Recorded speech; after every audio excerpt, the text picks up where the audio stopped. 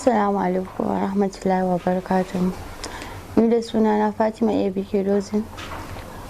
Ina mika wa matan Kano gabaki daya godiya ta musamman. Sannan ina mika wa godiya ta musamman zuwa ga Hajiya Azumi na Madibebeji. Ina mika wannan godiyar ne yadda take taimakawa mata da kuma tallafawa kananan yara domin gani sun cimma burukansu a rayuwa. Mu matan Kano gabaki daya mun tabbata lallai wannan matan tana da kokari sosai a fannin siyasa, kuma tana son ta ga ci gaban kowace ya mace, daga kananan yan mata zuwa budurwa, haka ma zuwa matan da suke gidajen mazajensu, hatta ma zawarawa duk bata bar su a baya ba, tana taimaka musu. Babu abin da za mu cewa ga wannan matan sai dai mu ce muna godiya sosai da sosai, saboda yadda take taimaka mana da kuma tallafa mana wajen fannin karatunmu da kuma sauran dai abubuwan da mu mata muke bukata a rayuwarmu na jin daɗi. Tabbas Hajiya Azumi tana mana wannan kokarin, babu abin da za mu iya saka mata da shi kuma mu ce za mu iya biyanta da shi a wannan rayuwar fiye da yadda duk fannin da take na siyasa mu goyi bayanta.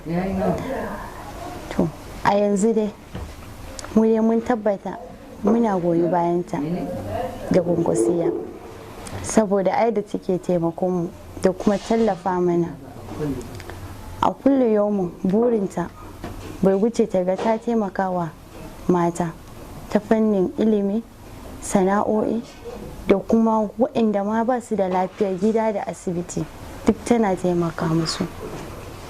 To mu mata da me za mu taimakawa wacce take taimaka mu?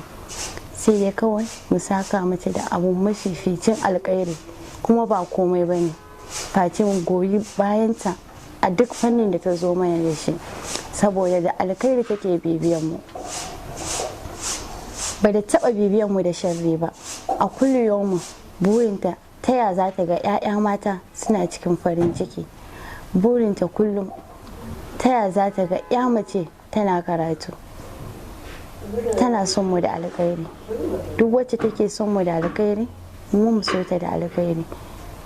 Babu abin da za mu iya saka mata da shi a yanzu fiye da mu goyi bayanta a duk sanda ta zo mana da wani bukatanta, mu ga mun taimaka mata domin mu ga farin cikinta, saboda fitina ita ce take samu farin ciki.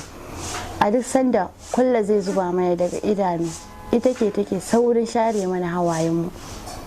To idan har ba mu taimaka mata ba, a hakan kuke ga mun yi mata adalci? Kar ku yi wannan tunanin 'yan uwana mata. Wasu za su ce min, to da me na karu da ita? Tabbas na karu da ita da abubuwa da dama wanda ba zan iya faɗi ba. Ita ne tabbas ta musamman ce a cikin mata, tauraruwa ce wacce take haska sararin samaniyar mata. Mu mata mu yi tunani mu so wanda ke son mu da alkhairi, kada kuma mu yi tunani mu so wanda zai so mu na dan wani lokaci. Idan kun yi zauna kun yi nazari kun yi tunani, tabbas Hajiya Azumi da alkhairi take bibiyan mu. Mu mata mu so ta da alkhairi, mu goyi bayanta. Tana son farin cikin mu ma mu so farin cikinta, mu ba ta duk abin da zai zama mata farin cikinta, saboda ita ma da farin ciki take bibiyan mu. Babu abin da zan ce muku sai dai na gode sosai.